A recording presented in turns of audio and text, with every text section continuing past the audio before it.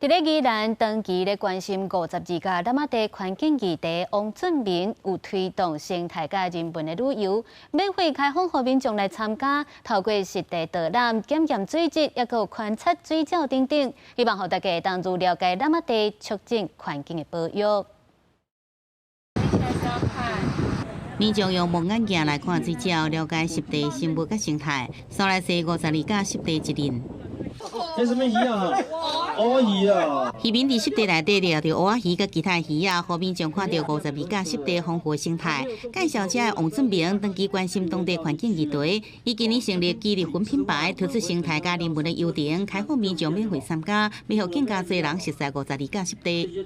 我们想，成立立泽地区当地一个品牌，然后永续的经营在地的一些东西，包括鸭母船啊，包括实地导览，包括很多环境上的议题跟周边的连结这样子。优点也传了民众实际上坐这个传统的阿母船，学老大人安怎提供的技术。因为52家湿地有91%的私有地，公部门无在调征收，造成保育利用计划到即阵也未成序通过。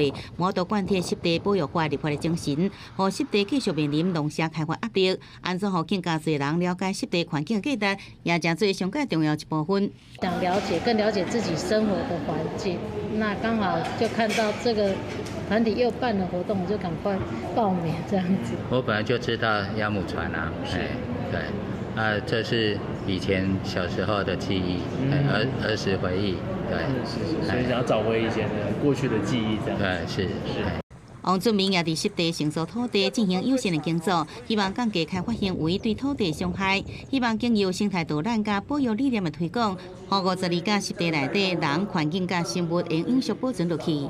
记者综合报道。